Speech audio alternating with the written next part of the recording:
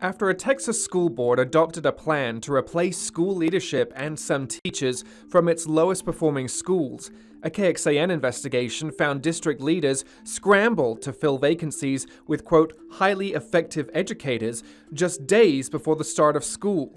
This week on Inside the Investigation, we break down why Austin Independent School District leaders believe the plan will prevent the state from intervening in the local control of its schools.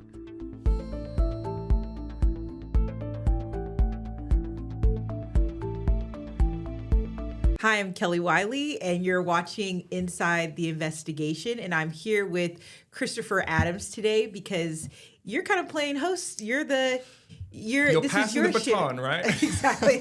This is your shift today. Yes. So, Kelly, we're here today to talk about some of your reporting, actually. So, over the past several months, Austin ISD has been trying to figure out a plan to improve its three lowest performing schools, and those are Burnett, Dobie, and Webb middle schools. Now, the Texas Education Agency uses an A through F accountability rating system to essentially grade every public school campus and district in the state.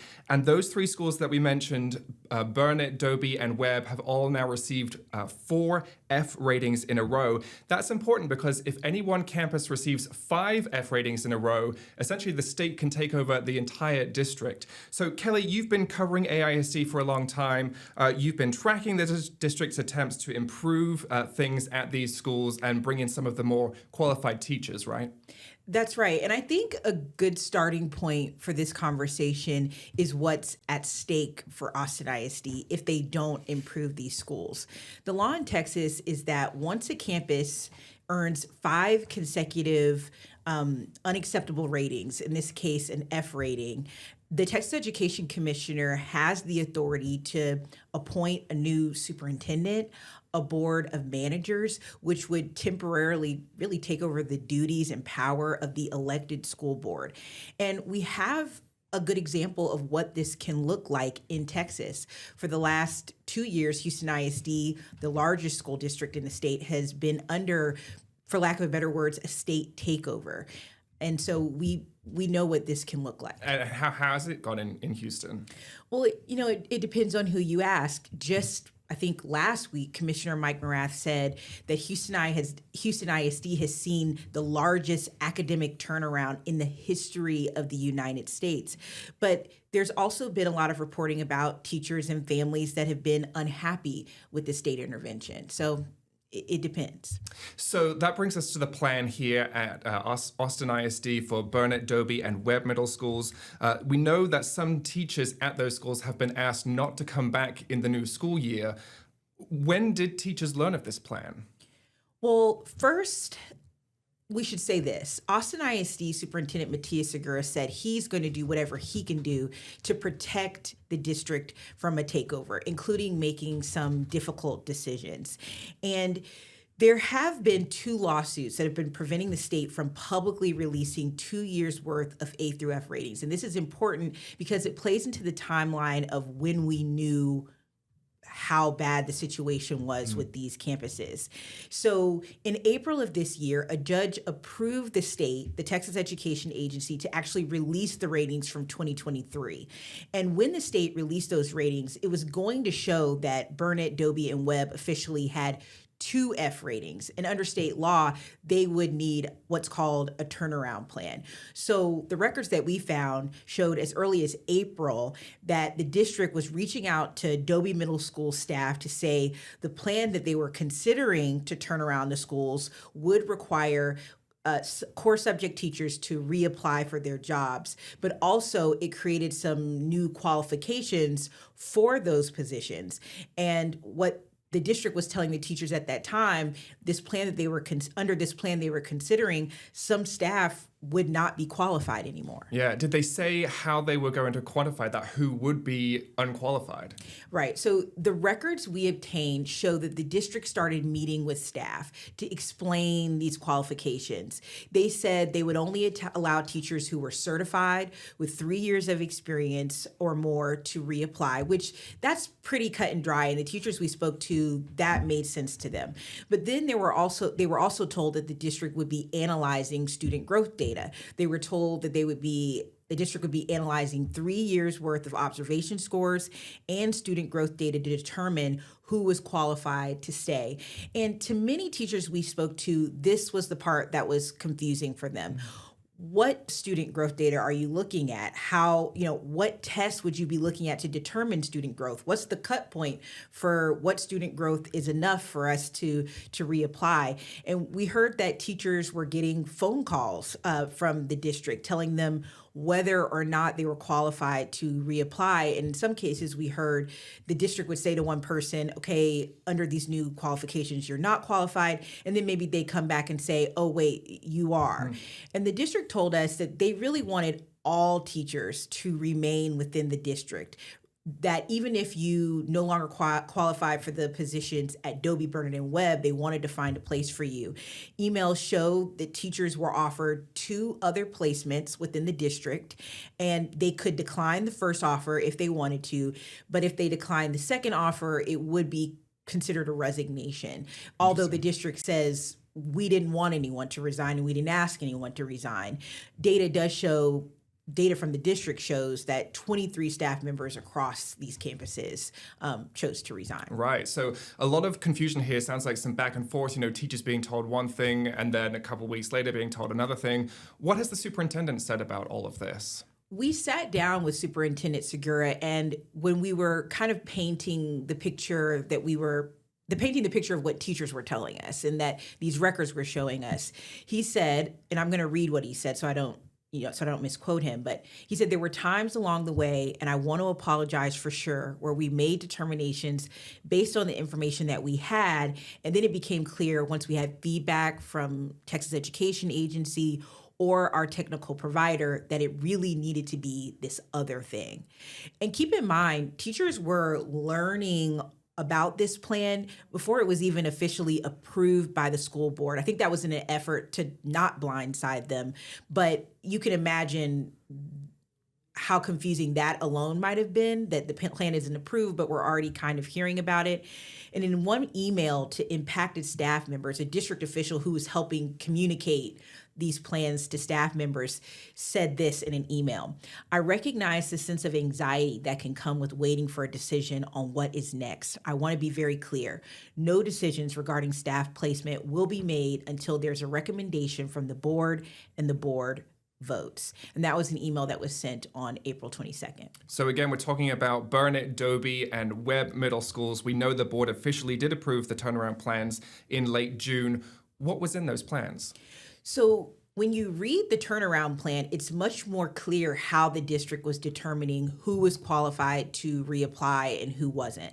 The turnaround plan that Austin School Board approved and submitted to the TEA in late June said it would only invite, and this is a quote, highly qualified educators to apply at Burnett, Dobie, and Webb. And those rules did extend, again, to those core subject teachers that were already there. Specifically, the district would only consider those who were certified with at least 3 years of experience and who demonstrated student growth in the top 20% district-wide.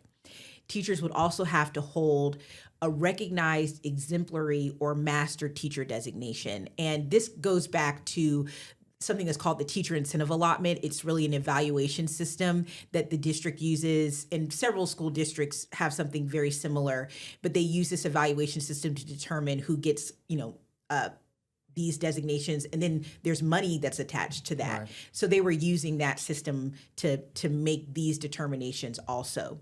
But all in all, the departures of last year's staff, it left a lot of roles to fill. The district wrote in that June 26th presentation to the school board that 84% of Dobie's core teaching staff would not be returning for the 2025-26 school year, 53% at Webb Middle School, and 39% at Burnett Middle School. I want to underscore that because those numbers are shocking in some cases. 84% of teaching staff at Dobie were asked not to return. That's almost all of the teachers at the campus. And of course, this is happening over summer break, so there's not much time to find replacements for those teachers, right? Correct. And I do want to clarify again, and I know it sounds so specific, but core subject teachers. So there are a lot of teachers at the school, but when you think core subject, think math, science, social studies, the tests that these are the ones who are teaching for the STAR test, right? They're teaching these core subjects that will be, recorded and used to determine, the growth at a campus. Right. But yes, what we found is that after removing all the people who didn't meet those standards from their roles, there were a lot of vacancies that the district had to fill very quickly. Because let's take a step back again. This is June 26th that the plan is approved. Teachers had already kind of been hearing what's coming down the pipeline, but then school starts August 19th. Yeah. So they've got the summer to figure this out. So by July 31st, that's a little more than 2 weeks before the first day of school, district officials said there were 51 vacancies between all three of these campuses. The listings on the district's vacancy board, which dashboard that's posted online, they listed positions for math, social science, Spanish teachers. The district sent an email on August 6th, actually. And so August 19th, school starts. August 6th, this email went out asking eligible teachers at other Austin ISD campuses to transfer to one of the underperforming campuses. They knew the pool that they had to work with within their own district, and they were trying to see who would be willing to come to these campuses to help them. District data shows 3 days before the start of school, there were still 13 vacancies across the three schools. And a spokesperson for the district did tell us that some of these roles could be intentionally left vacant because of enrollment at any of these campuses. Yeah, so a very busy summer for district leaders, a kind of rushed timeline here. Do we know why they took so long to make these decisions? Superintendent Segura addressed this in our conversation. He said the district chose to wait until late June to submit its turnaround plan to the Texas Education Agency. He said it was because they wanted to engage more with the community about these proposed changes. But he did say in exchange, the district got a late start on hiring. Yeah. So a lot of new core teachers coming to these three schools. Again, we're talking about Dobie, Burnett, and Webb middle schools in Austin ISD. Do we know how the district is going to measure success and if things are actually improving at these schools? Superintendent Segura was clear that this is a big task in front of these school districts because, to step back a little, Dobie, Burnett, and Webb all have F ratings, but there's a number assigned to that as well. Right. So Burnett, if we're basing it off of 2025 accountability ratings, kind of has the furthest to go. Mm-hmm. They have a 54. Dobie and Webb are right there. I know close to a D rating. Right. So a 60 is a D. And of course, we want better than a D, but that is important in the context of what the state would have the authority to do.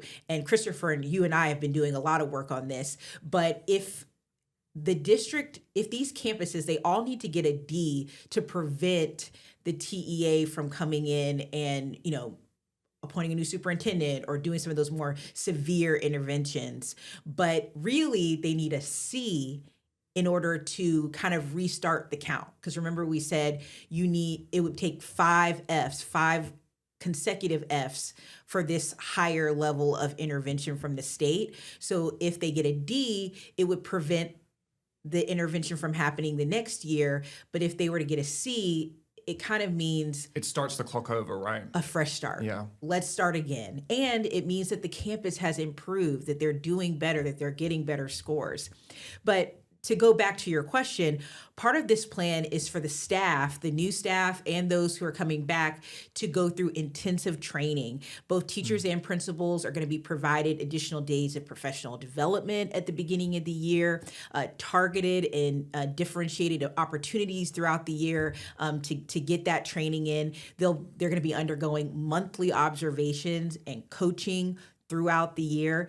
They're going to have quarterly deep dives. This is what the turnaround plan says, into the upcoming curriculum that they have to teach for core teachers. And this is really because AISD does have a backup plan. Like, this is part A of the year's plan, but the board approved what's called an 1882 contingency. Basically, the district is going to review student performance, again, throughout, but really there's going to be a time mid-year where they're going to look at reading and math progress. And if it's not making it toward what their set goals are, the district has the option to activate this 1882 partnership. And that's where the district will collaborate with an external partner to operate identified campuses. We've seen this on Mendez, for instance, that has something like this. So again, Superintendent Segura said he is going to do whatever he can to make sure that they can maintain some local control over the district. And I think it's important to point out here, Austin ISD received a C rating overall, right? But, the state intervention that we're talking about, this possible state intervention, that comes into play when any individual campus receives 5 F ratings in a row, no matter what the district-wide rating is. That's right. That's right. It would only take one campus not to make these not to stay at an F to trigger this. Right. So let's broaden out here. Let's look at the district-wide picture for all of AISD, because even if these 3 schools that we've been talking about do improve, there are several more schools, 12 of them in fact, that have now received 3 F ratings in a row. And again, you need 5 in a row to trigger this sort of state takeover of the district. Does AISD have any sort of plan to improve the picture at those schools who are slightly behind where Dobie, Webb, and Burnett are right now? The answer is yes, but we don't know that much about it. So even before the 2024 and 2025 ratings were released, the district acknowledged that they were going to have to start working on similar turnaround plans for the other schools that are nearing a very similar situation as Burnett, Dobie, and Webb. And I know this is a lot of rules to keep up with, but remember we talked about at the beginning that 2 Fs at a campus would trigger the need for a turnaround plan. So we already know that they're going to have to create them for those, I think you said 12 campuses that have 2 F ratings consecutively. So far, we don't have a clear picture of what those turnaround plans will look like. Will it be a similar model to what we see at Dobie, Burnett, and Webb? Will it be a little bit different? We know that the community cares about the specifics. So it'll be interesting to see where they land. But, the state, and specifically Education Commissioner Mike Morath, he's expressed concerns about the picture that A through F ratings paint across the district.